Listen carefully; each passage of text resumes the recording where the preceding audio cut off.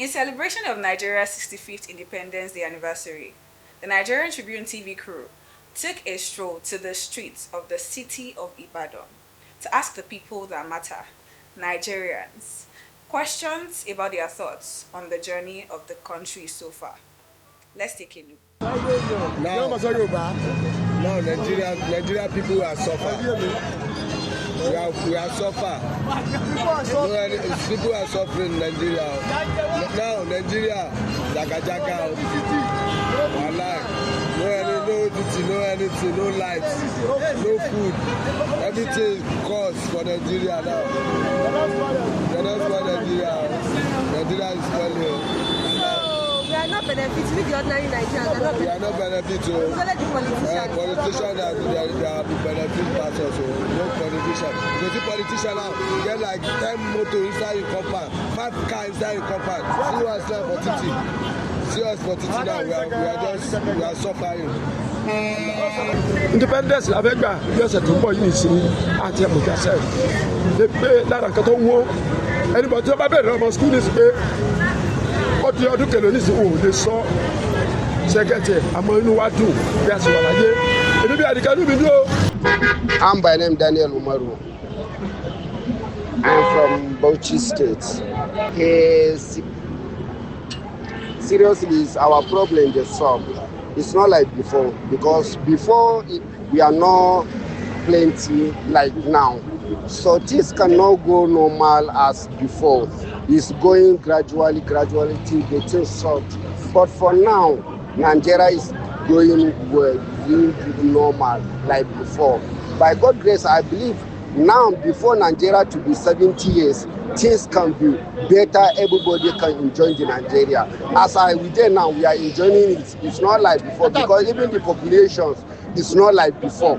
That is why people cannot understand. But before, when you finish the education or you are graduate, immediately government can give you work, can give you driver. But now, graduate, there are plenty like before. And the population for before and today is more than before. That is why people, they will not know the difference of before and now. Sarafa Adéwálé Uduola Taiwo Gbadé ọpẹ́ tá a dúpẹ́ fọ́lọ́run ni pé à ń sún à ń jí láyọ̀ àlàáfíà àrí wàhálà ṣùgbọ́n bí Nàìjíríà ṣe rí Ọlọ́run bá àmọ́ bẹ́ẹ̀ lọ́ọ̀ni Ọlọ́run bá yí padà ó ti pè sórí bàbá nìkan ló ti bẹ̀rẹ̀ ó ti bẹ̀rẹ̀ látòrí Àtìkù látòrí Buhari Ọlọ́run bá fọ̀rọ̀ kẹ́ àyípadà là ń bẹ lọ́run fún kọ́lọ́run bá mú Nàìjíríà yí padà kó gbé adé ìtì ògo Ọlọ́run bá kọ́ bá yí padà àrí gbádùn kankan o ṣùgbọ́n à ń sún àǹjílá àtàlàfíà o dúpẹ́ fọlọ́run dúpẹ́ lọ. Welcome back. This is Nigerian Tribune TV. I'm named Ikwonu. My name is Olaleye. This is a program discussing Nigeria on its 65th Independence Day anniversary. Looking back at how far we've gone as a nation, politics, policies, gains, and otherwise, and how they affect us as a people and Nigeria as a nation. And to do that with us, we have in the studio a seasoned journalist, general editor at the Nigerian Tribune newspaper, and columnist with the Sunday Tribune, Mr. Taiwo Adisa. It's good to have you, sir. Nice to meet you. Happy Independence, sir. Happy Independence also. Yeah. Going straight to the business, sir. Looking back 65 years after independence, and this is the Fourth Republic, and we've practiced democracy for over 25 years. Which of this republic do you think or consider as a golden period that Nigerians have missed? Well, I did not witness the First Republic as an adult. So I was born just immediately after as the First Republic was collapsed. And then the war started. So I wouldn't say I witnessed the First Republic. Maybe I even as a kid. But then I read about it a lot because I studied history and government, both subjects at secondary school. So even at A level, so I was able to capture what happened before us and what missed as a country, going to the civil war, going out of the civil war, and then going to the military rule, and then coming to the Second Republic of 79 to 83 years. I was already getting to know Nigeria, to know what it was. As I wasn't able to vote in, I wasn't grown up already to vote in 1983, but I knew there was an election in 1979. Sorry. I knew there was an election because I knew that we were traveling. My maternal grandfather died around that time, so we were going to travel for the burial, and then there was this election shutdown and all these things ahead. So I knew there was I was entering the secondary school at the start of Second Republic. So I witnessed a bit of some of the campaigns. How Chief Obafemi Awolowo, the founder of this place, visited some communities that I saw the helicopters, I saw his movement and his associates also campaign around our communities and all that. So I would say, without missing was that we as a country, we missed the First Republic.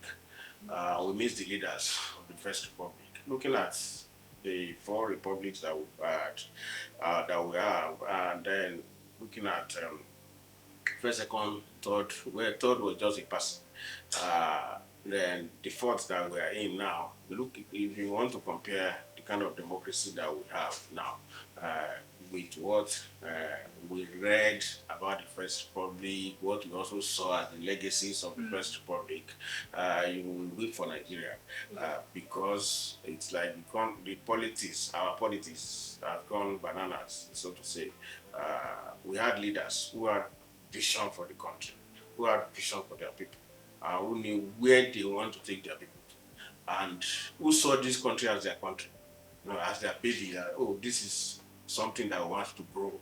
But right now, we're having leaders who are taking this their country as a foothold, kind of satellite country for another country. So many of the people that you see from the leaders of today, they say, the best thing you should do for your children is first of all make sure that they have a second address, a second passport. Meaning that you don't even believe that this country that you are running is supposed to survive.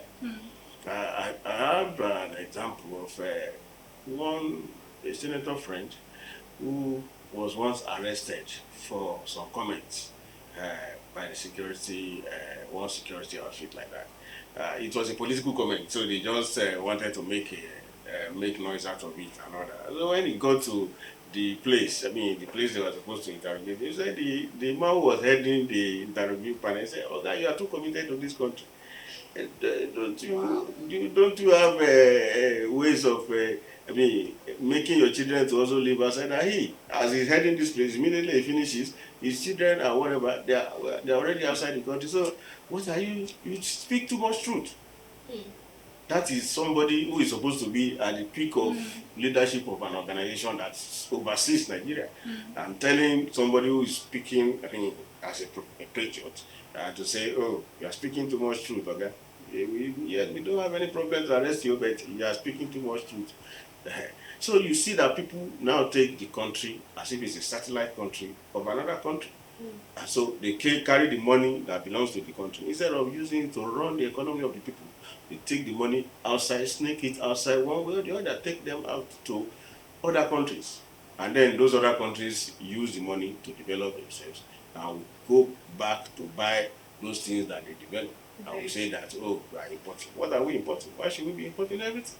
So the fourth and the First and Fourth Republic, there's a wide gap, and I would say that Nigeria missed it, particularly looking with the benefit of hindsight, looking at the military that intervened in that 1966 coup, that they did a lot of work for the country. So it's the Fourth Republic that we missed it. At the Fourth Republic, we have missed it a lot because the way we run the politics has taken power away from the people. You saw in the First Republic, the leaders carry their people along, and they saw the people as part and parcel of themselves, and they wanted to leave legacies, and they left legacies You could see cocoa house here, even if you are not born at that time. And you could go around, even the Second Republic, you could go around Lagos and see Jakande estates. Those estates were built within 4 years of Jakande's administration of Lagos, and they were not cash and carry things. I work with somebody who told me that he was abroad then. But the younger sister, was in nursing school. He did medicine in one of those countries. But his younger sister at that time was a student, nursing student in one of the colleges. And that the sister used the money, pocket money that she was saving, to pay for one of the Jakande estates in Isolo, to pay for the house. And the house is sitting there right now. Wow. And the woman, she has already retired and all that. But she's a proud owner of a whole flat in that as a student. Wow. So now you will now see leaders who will open up estates and call them 100 million, call them whatever million, that even the people who are working, who are directors in ministries and whatever, cannot even dream of. So you saw the difference.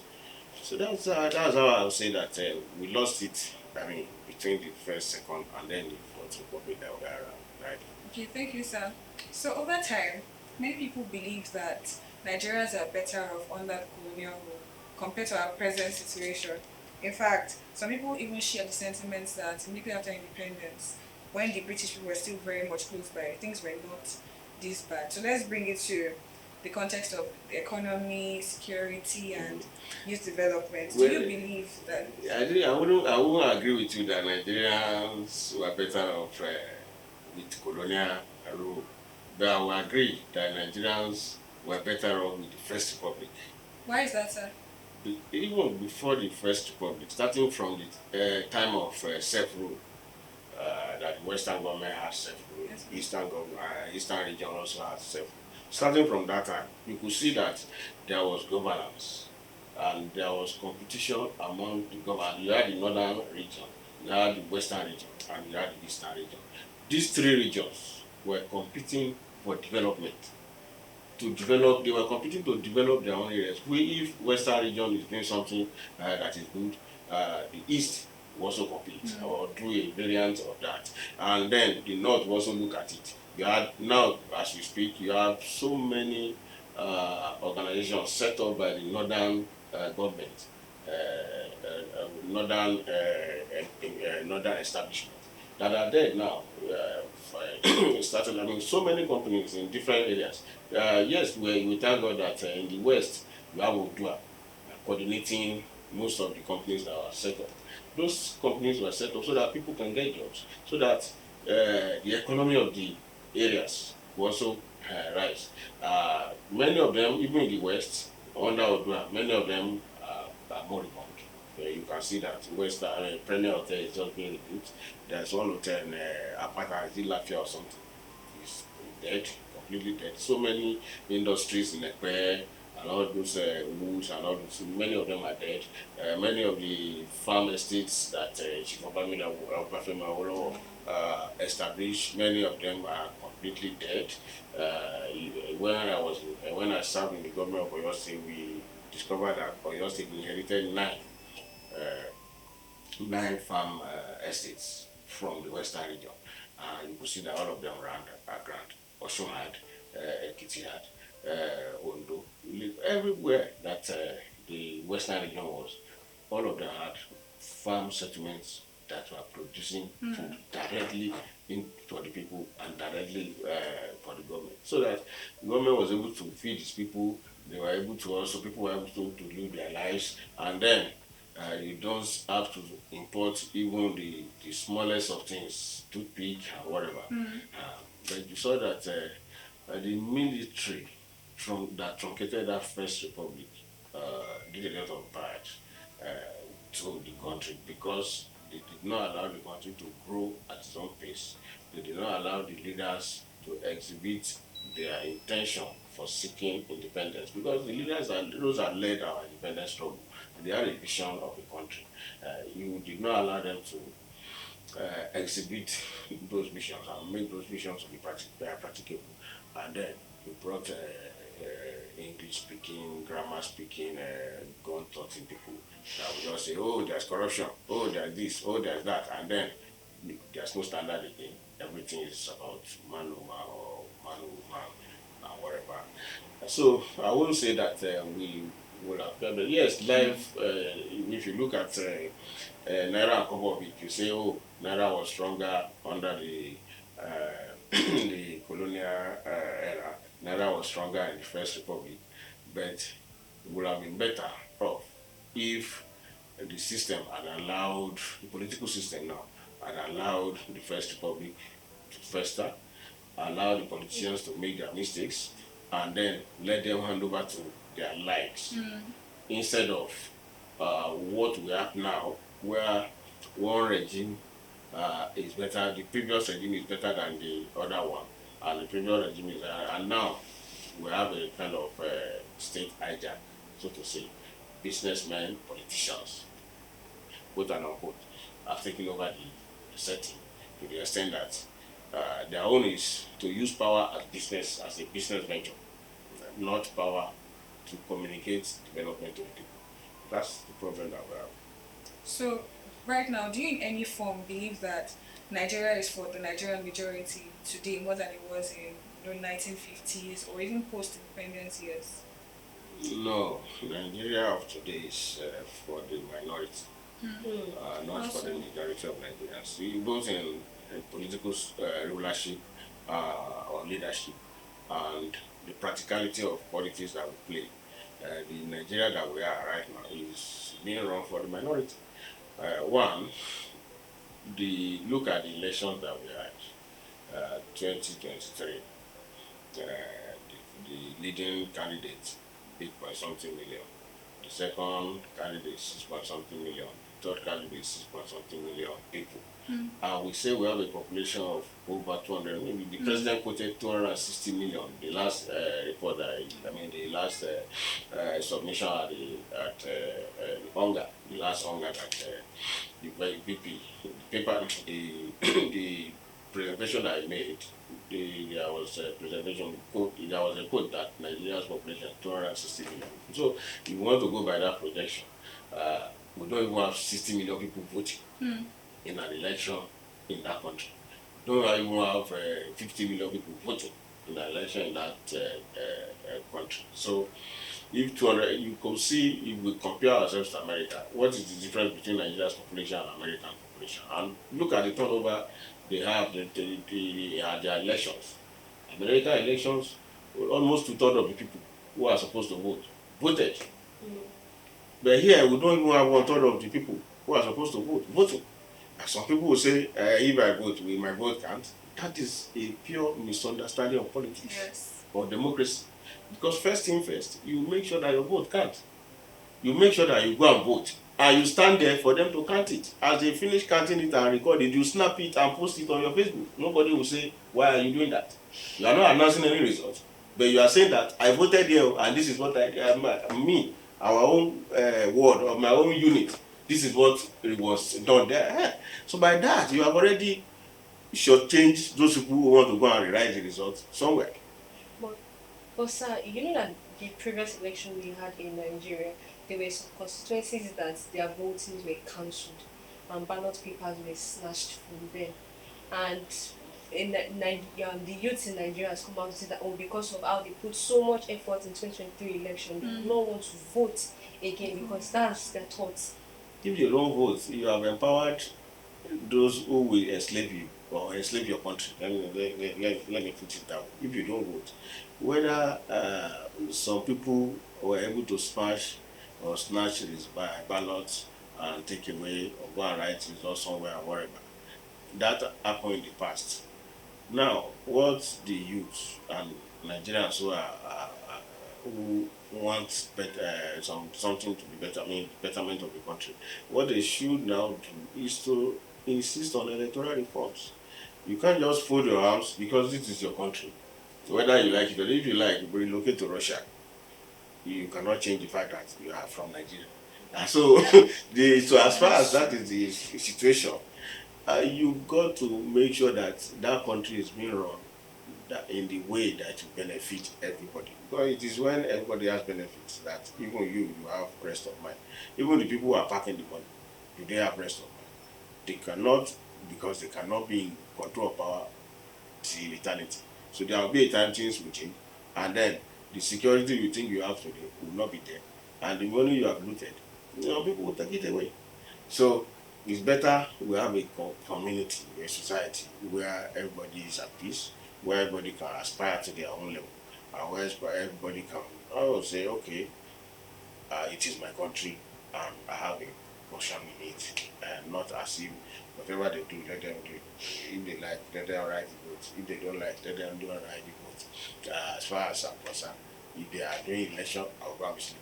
If you are doing that, you are empowering the people that will enslave the country. Yes, so still on that, permanent Nigerians have a common belief, which is the call for restructuring. However, many of them are divided. Some are on constitutional review, which is ongoing, while some want a return of regional governance, while others believe our current presidential democracy is not right for us. Which of these reconstructing do you believe is right for over 250 million Nigerians? We are believing in structuring. But I won't agree with you that people are divided. It is when politicians want to play politics that they will say, oh, I don't understand restructuring. What do you mean by restructuring? Is it true federalism? Is it whatever? Is it this and that? No.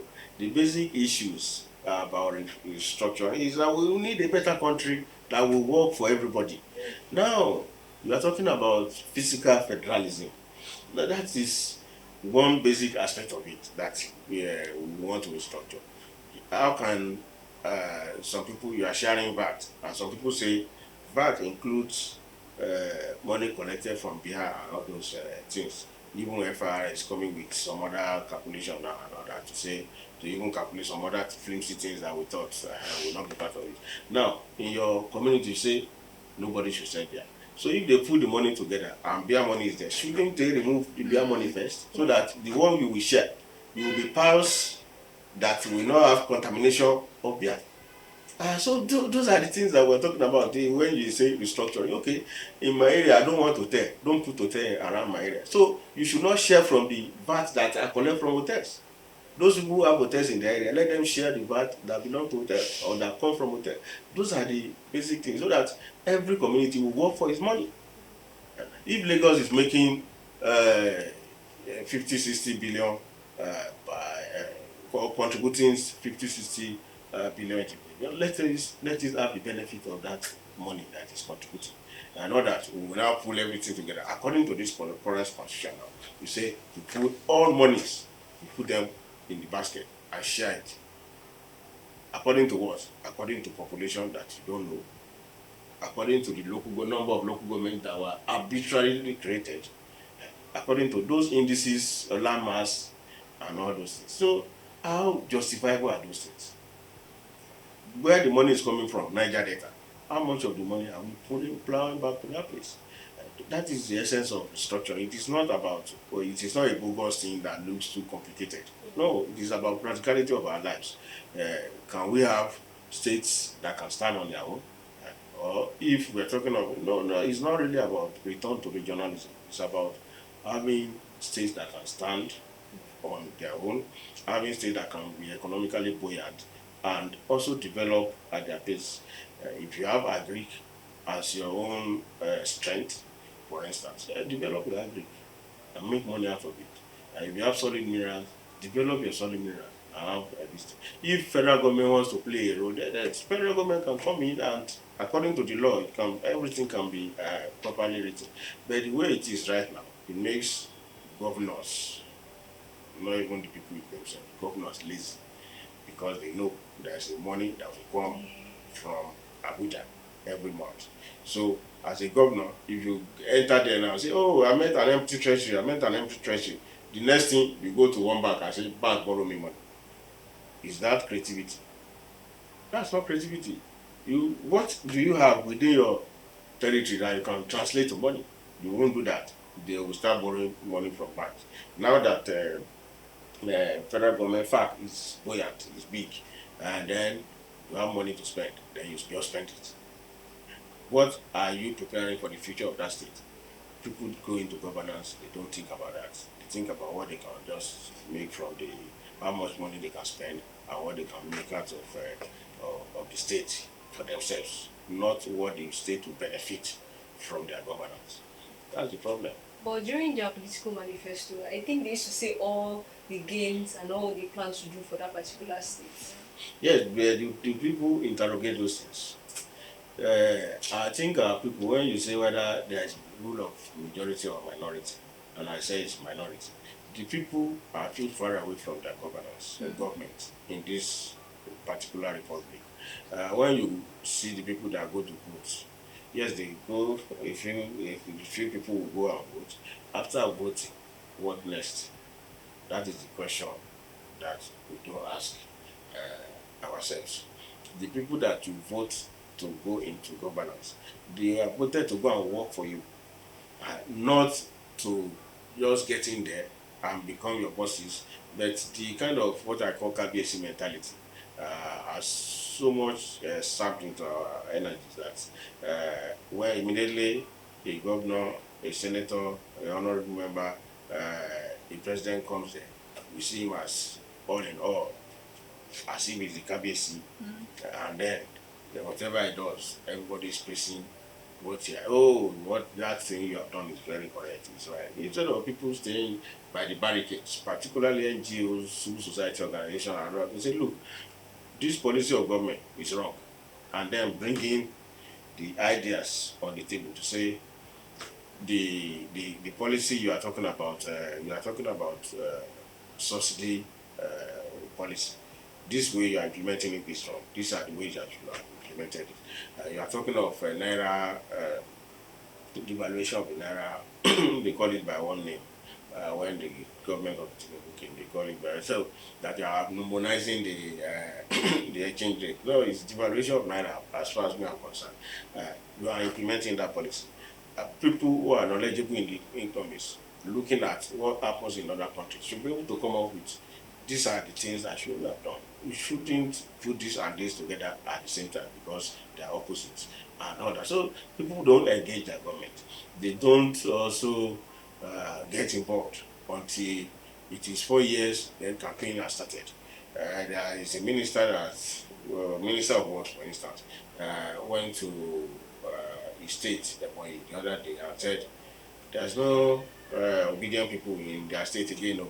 Though obedient Labour Party won like 96% of that state in 2023. No, this state there's no obedient state. There are no obedient people in this state again. All of them are for their party, for his party, APC. And look at it. You, as a Minister of Works, you are not coming out to tell you that I've finished tarring Lagos-Ibadan Expressway. I'm going to commission it tomorrow. I've finished work on Lagos-Kabalaba Expressway. Oh, I've done 50% of it. You are not giving us report card. You are talking about policies of 2027. Is that why you are elected or appointed to do? People don't interrogate their leaders. That's the problem that we have in this democracy. Thank you very much, sir, for your input so far. Finally, the call for secession has been around for a long while now, even dating back to the Civil War. And recently, President Bola Ahmed Tinubu has mentioned that the unity of Nigerians is non-negotiable. So, looking at the situation on ground, I want to ask you, is Nigeria's current crop of leadership capable of sustaining its enduring and fragile unity?